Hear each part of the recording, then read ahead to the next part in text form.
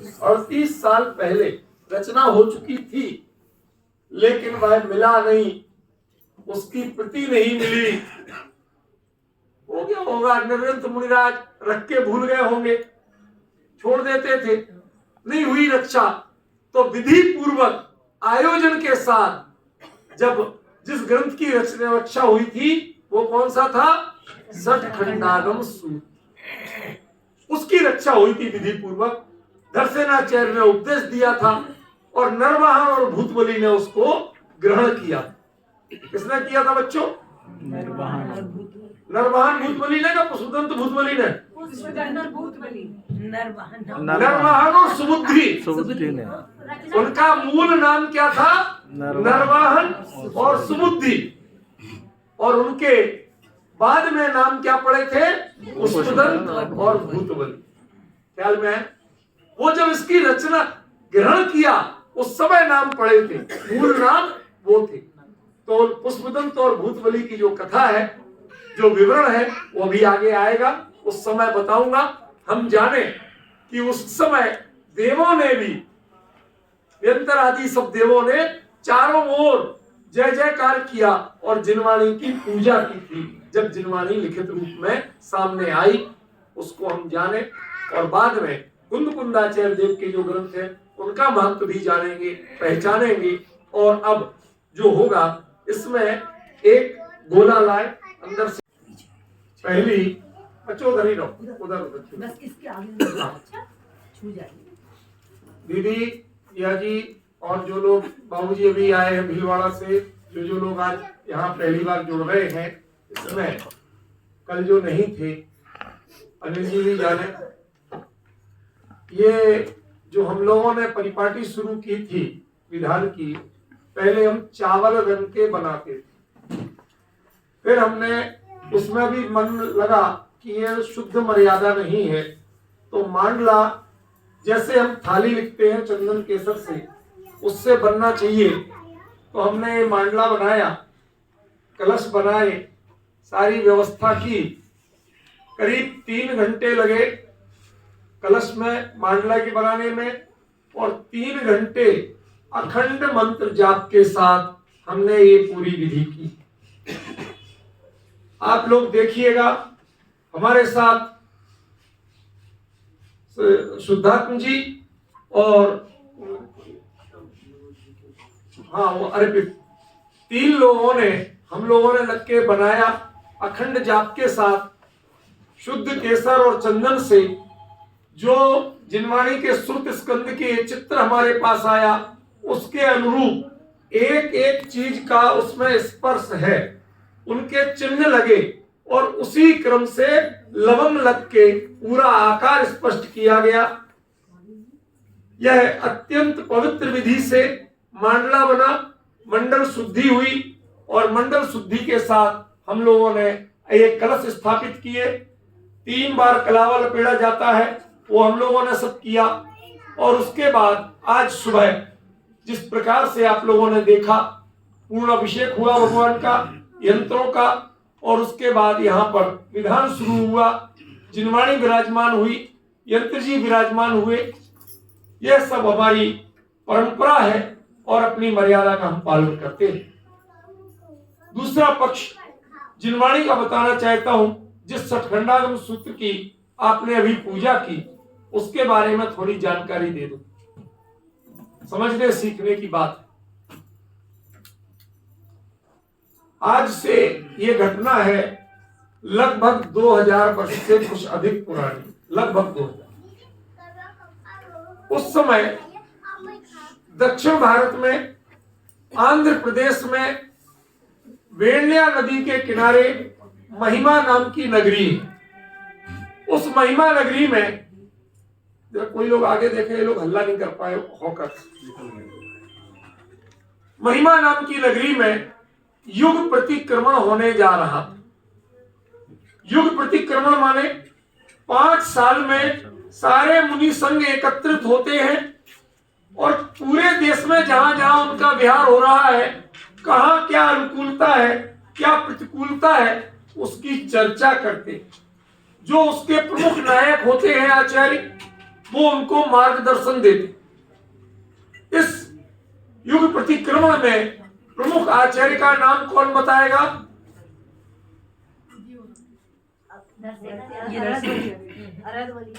अरहद बलि।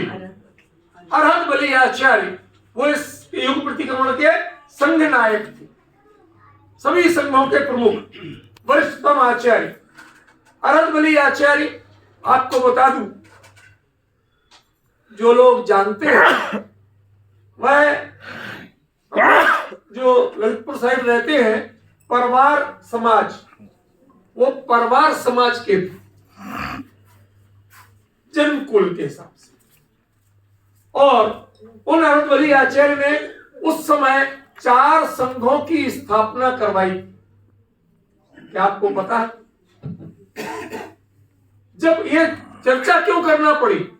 जब उन्होंने पूछा कि सभी दिशाओं से सब साधु आ गए, श्रमण आ गए, तो लोगों ने ये नहीं दिया हाँ आ गए, उन्होंने कहा हमारे साइड के तो आ गए, दूसरों की बोझा। अब इनमें क्षेत्रवाद संकीर्णता शुरू हो गई है। अब ये एक छत्राचार्य के नीचे नहीं रह पाएंगे, तो उन्होंने 4 संघों की स्थापना की। उनमें पहला था नंदी संघ, उसके प्रमुख थे आचार्य माघनंदी। उन माघनंदी आचार्य ने, नंदी एक पेड़ का नाम है जिसमें ना फूल होते ना पत्ते होते, सरकंडे सरकंडे जैसा होता है, उसके नीचे पूरा चातुर्मास बिताने का आदेश अरहद बलि आचार्य ने दिया।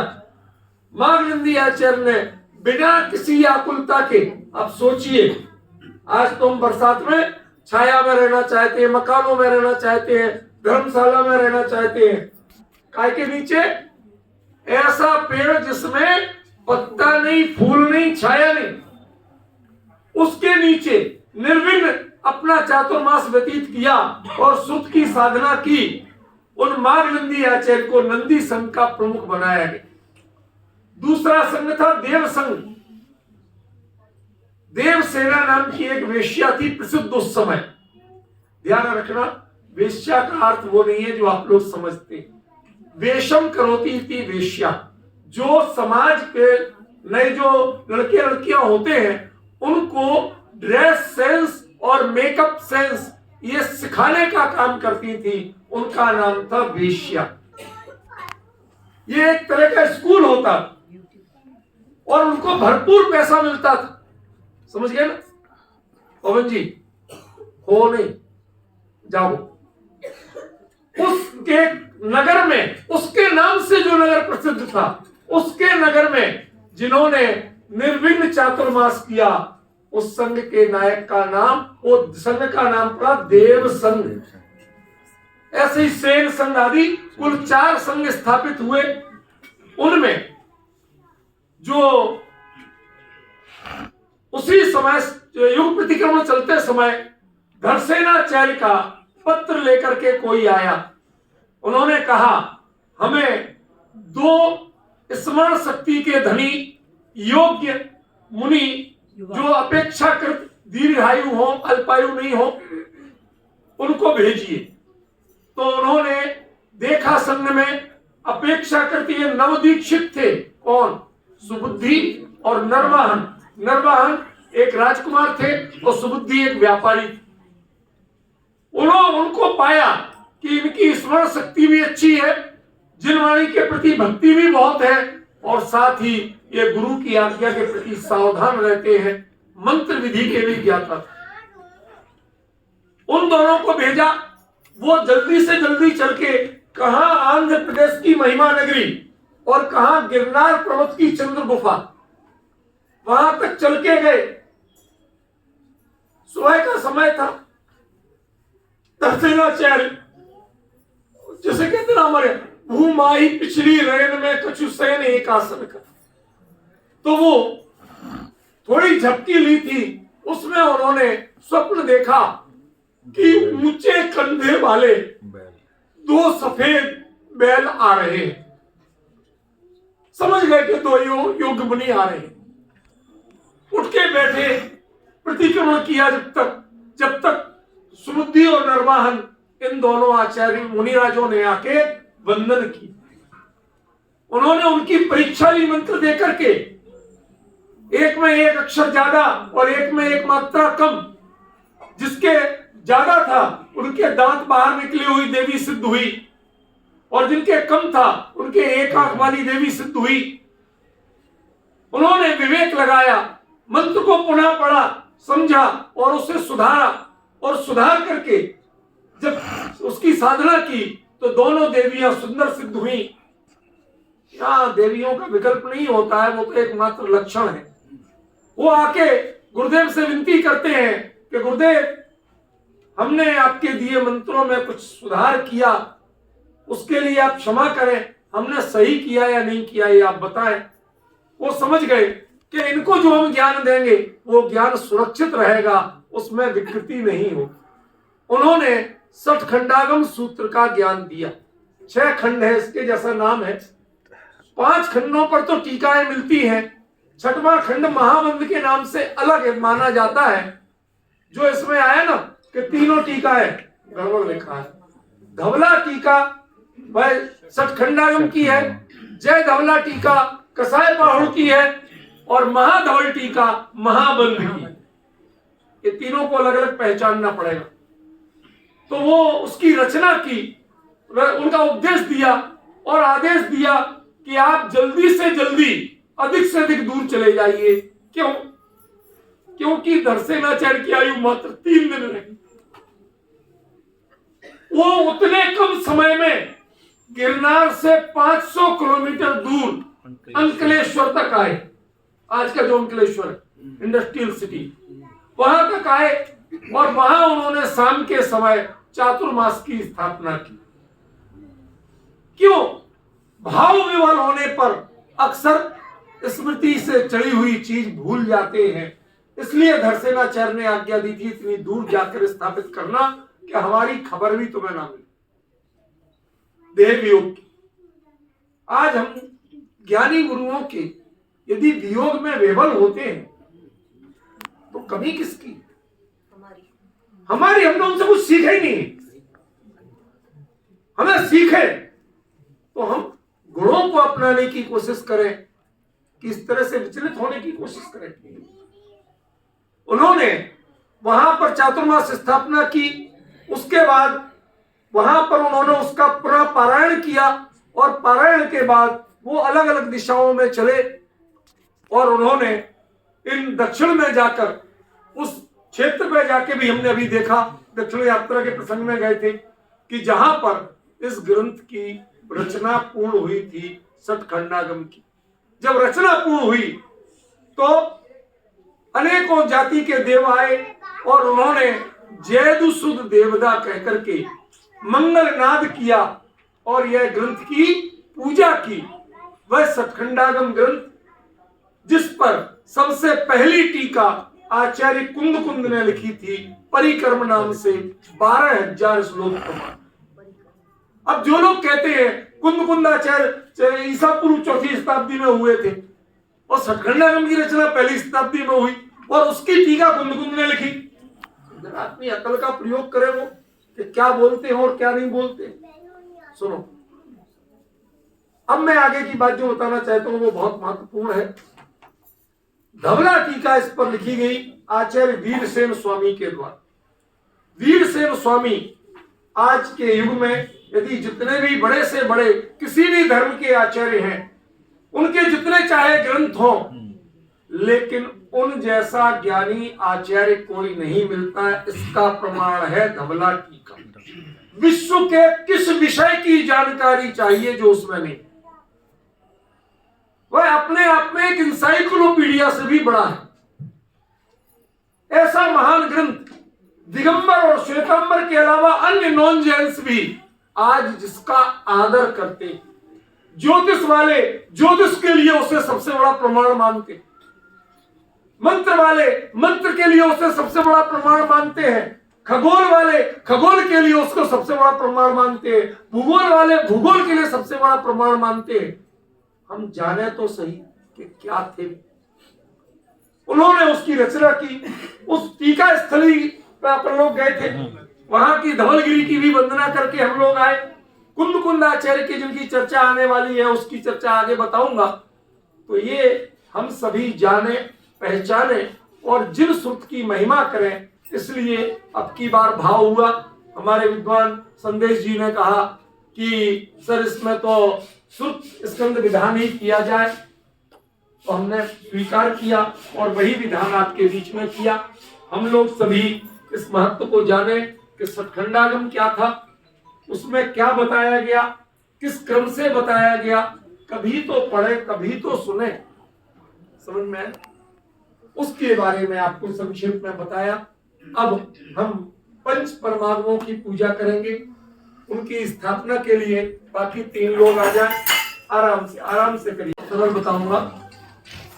पहले ये जाने कि जब हम पढ़ते हैं मंगलम भगवान वीरो, मंगलम गौतमो गणी, मंगलम कुंद कुंदात्यो जैन धर्मोत्सव पढ़ते हैं। मेरा एक प्रश्न है आपसे कि भगवान महावीर स्वामी वो तो तीर्थंकर थे, अंतिम शासन नायक है, उनको तो मंगल कहना बहुत अच्छा है, जरूरी भी है, स्वाभाविक है। उसके बाद दूसरे नंबर पे गौतम स्वामी, उन्होंने उनकी दिव्य ध्वनि को ग्रहण किया, द्वादशांग का ग्रथन किया, इसलिए उनका भी मंगल स्मरण अत्यंत आवश्यक है हमारी कृतज्ञता के लिए, हमारी विनय के लिए, हमारी मर्यादा के लिए। लेकिन गौतम स्वामी के बाद अन्य कई केवली भी हुए, समझ गए? आज भी उनके क्षेत्र है, बिहार में आप जाइए, सुधर्म स्वामी भी हुए, जम्मू स्वामी भी हुए कि नहीं हुए? और उनके बाद थोड़ी ये दिव्य ध्वनियां बंद रखिए भैया। उनके बाद हमारे यहाँ कहा जाता है पटना में सुदर्शन सेठ भी केवली हुए और श्रीधर केवली वह अपना जो क्षेत्र है कुंडलपुर वहां हुए। तो इतने सारे केवली और 5-5 सुत केवली हुए कि नहीं हुए? उन सबको इग्नोर करके सीधे कुंदकुंदाचार्य को सामने ले आए और उनको मंगल रूप में स्मरण किया। इसका कारण क्या? पॉइंट समझ रहे? देखिए मैं बताता, बाकी जो केवली हुए उनकी केवलियों तीर्थंकरों की दिव्य ध्वनि होती है, केवलियों के नहीं, उपदेश तो उनका भी होता है और उसका कोई विस्तृत वर्णन या प्रमाण हमारे पास नहीं। 5 श्रुत केवलियों ने श्रुत की आराधना तो की थी, साधना की थी, लेकिन उन्होंने कुछ नया हमें योगदान नहीं दिया। उस श्रुत की परंपरा को जब निबद्ध करने का नाम आया, क्रम आया, तो हमने पहले तो कसायों का ग्रंथ, जिसमें कसायों के परिणामों का वर्णन है, वह पेज्य दोष पाहुड़ या कसाय पाहुड़, उसकी रचना हो गई। फिर सतखंडागम में सभी प्रकार की कर्म प्रकृतियों, उदय बंध स्थान, उनके सत्व आदि का निरूपण है, उनकी चर्चा हो गई। लेकिन सबसे बड़ी विडंबना थी वह थी कि मोक्ष जाओगे कैसे? कर्मों को जानने से भय होगा या पुरुषार्थ होगा? कसाय को जानने से क्या कल्याण हो जाएगा? नहीं हो जाए। वो अब मोक्ष मार्ग की साधना और अपना हित तो आत्मा का स्वरूप जानने से है, आत्मा का अनुभव करने से है। और वह विधि सबसे पहले जिन्होंने बताई, शुद्धात्म बैठ जाओ अभी शांति से, इस समय डिस्टर्ब मत किया। वह विधि जिन्होंने बताई वो थे आचार्य कुंद, आत्म प्रवाद पूर्व के ज्ञाता, और उन्होंने जो तत्व ज्ञान दिया, मोक्ष का मार्ग दिया, वह अनुपम था, अद्वितीय था। उसके कारण आज तक मुनि परंपरा और श्रावक परंपरा जो चल रही है, धर्म की आराधना जो चल रही है, उसका श्रेय यदि है तो वह आचार्य कुंद। दूसरा, जो मुनि संघ में शिथिलाचार आया था, उस शिथिलाचार को सबसे पहले बाकायदा, जिसे कहते हैं डंडा मास्टर के रूप में, जिन्होंने दृढ़ता से मर्यादित किया, व्यवस्थित किया। शिथिलाचार नहीं चलेगा, सत्य धर्म ही चलेगा। मुनि धर्म परम पवित्र धर्म है, परम आदरणीय धर्म है। उनके बिना नग्गो ही मोक्ष मग्गो, वही मोक्ष का मार्ग है, दूसरा मोक्ष का मार्ग नहीं है।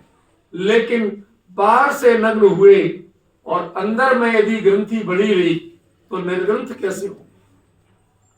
अंतरंग ग्रंथियों को खोलने का जो विधान कुंद ने किया, उन्होंने यहां तक भी दंड विधान कर दिया कि यदि इस परंपरा का, इस मर्यादा का उल्लंघन करोगे तो नरक निगोद में जाओ। ये कहने की हिम्मत और किसी आचार्य की नहीं। जिन धर्म को, जिन संघ को मर्यादित और व्यवस्थित किया, दक्षिण भारत में 3 क्षेत्र हैं, अभी हम लोग उसकी वंदना करके आए। एक है कोण कुंडला, आप जानते हो आंध्र प्रदेश में गुंटकल नाम का एक रेलवे स्टेशन है। कभी उधर को जाना हो तो आपको पहचान बता रहा हूं, गुंटकल रेलवे स्टेशन से कुल 12 किलोमीटर दूर कोण कुंडला नाम की जगह, छोटी सी पहाड़ी है, उसके ऊपर 2 दिगंबर जिनबिंब विराजमान है। आचार्य कुंद का छाया चित्र है और जम्बू द्वीप का पूरा मैप काफी प्राचीन खुदा हुआ है, उसे जम्बू द्वीप चक्रमुख आप गूगल पर सर्च करें, अभी मिल जाएंगे सारे चित्र। उस जगह आचार्य कुंद वह गए थे, जन्मे थे, वहां उनका जन्म हुआ। विवेक जी आगे आइए, पीछे छुप के बैठने की जगह नहीं है आपकी, इधर से आ जाइए, साइड में आ जाइए, आ जाइए।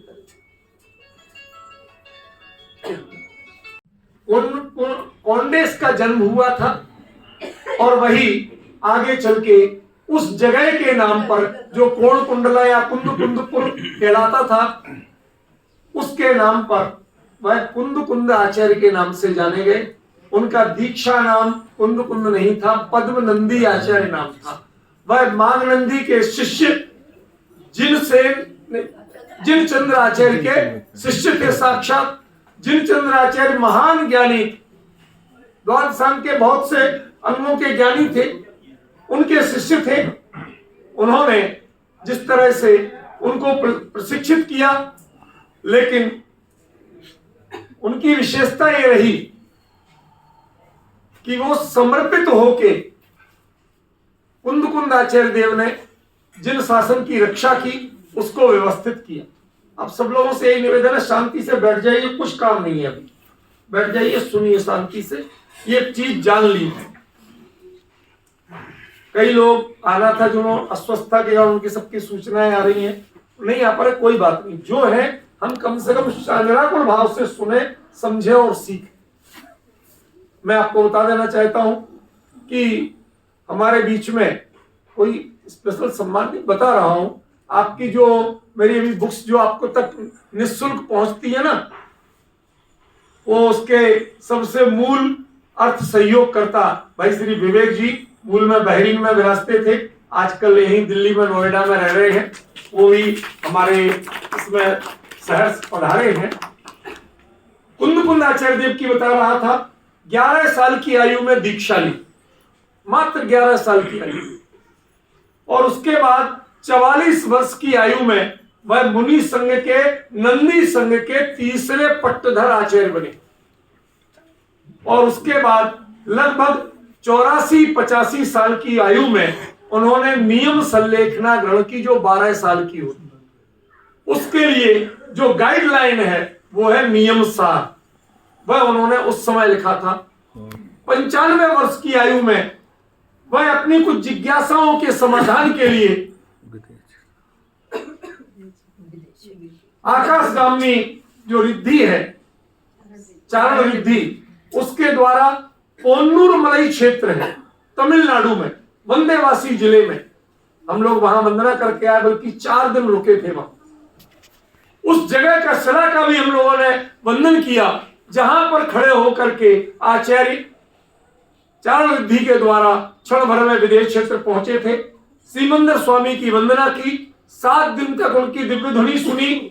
आप जानते हो दिव्य ध्वनि का नाम प्रवचन है, हमारे सबके वचन होते हैं, जो मुख से निकले वो वचन है, और तीर्थंकर मुख से होंठ हिलाए बिना ही उनके सर्वांग निश्चित ध्वनि होती है, उसको प्रवचन कहते हैं।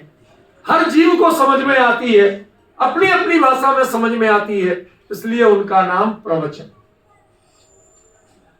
उनके प्रवचन हुए और उन प्रवचनों को जब सुन करके भरत क्षेत्र में आए, उसी पोन्नूर मड़ई पर बैठ करके उन्होंने उस गुफा के भी हम लोगों ने दर्शन किए जहां बैठ के आचार्य ग्रंथ लिखते थे ताड़पत्र।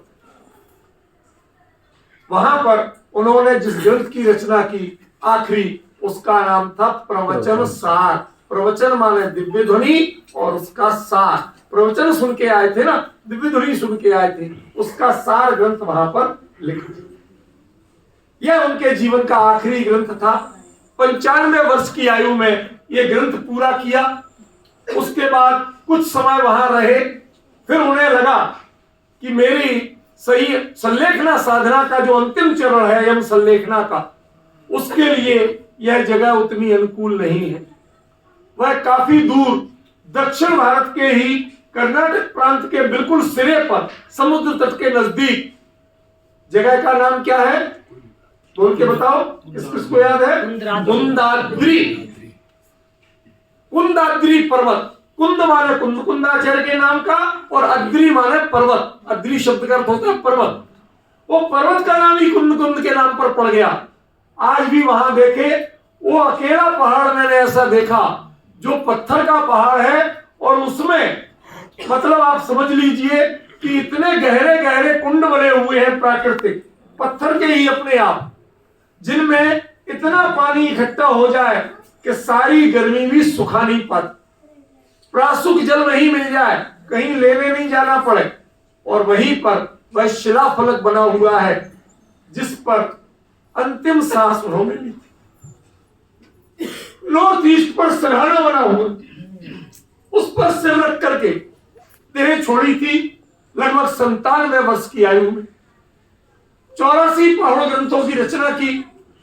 उनके मुनि धर्म का जो जीवन है वह 84 वर्ष का था, और 84 वर्ष में 84 पहाड़ों की रचना की।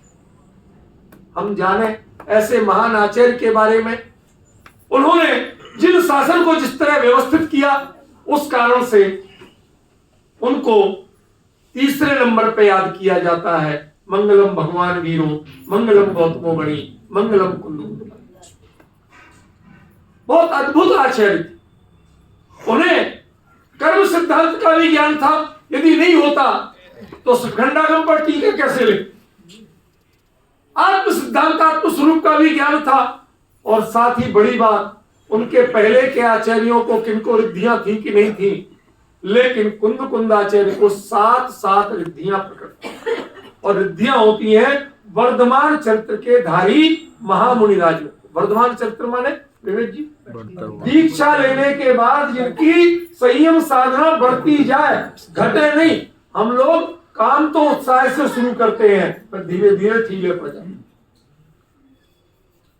97 वर्ष की आयु तक कोई उनका निर्यापक आचार्य नहीं था, अपने निर्यापक आचार्य स्वयं थे। इसका प्रमाण नियम सार ग्रंथ में दिया। सारी साधना स्वयं अपने आत्मबल के साथ की, निर्दोष साधना की।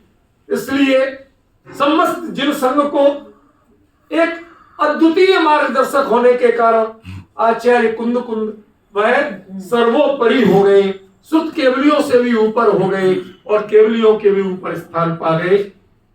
स्थान उनका गुण स्थान से ऊपर नहीं था, लेकिन उनकी साधना और समाज को देन जो थी उसके लिए था।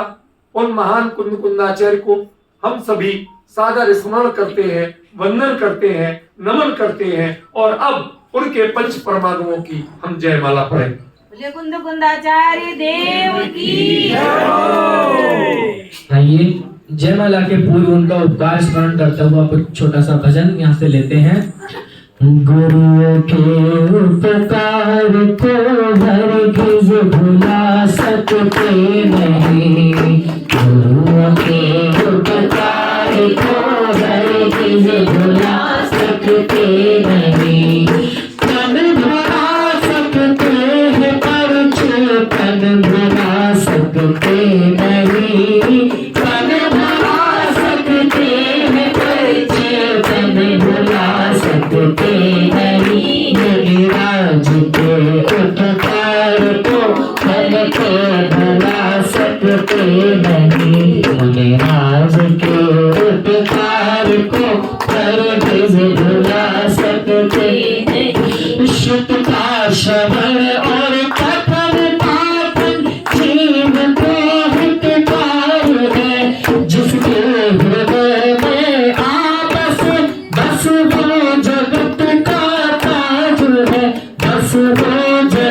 का ताज है, प्राण देकर भी कभी कीमत चुका सकते नहीं।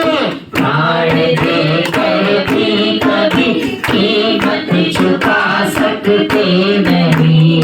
गुरु के उपकार को हर के भुला सकते नहीं। और है अनंत उपकार उनका जो वाणी दे गए। है अनंत उपकार उनका जो वाणी दे गए। हम भी बने भगवान, हमने बीज ऐसे बो गए। हम भी बने भगवान, हमने बीज ऐसे बो गए। बीज ऐसे बो गए।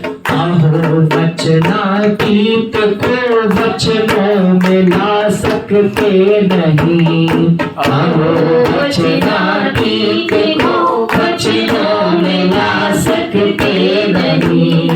गुरु के उपकार को हर के भुला सकते नहीं। और केवल शुद्ध केवली हरिरम्य तीर्थ अपार है।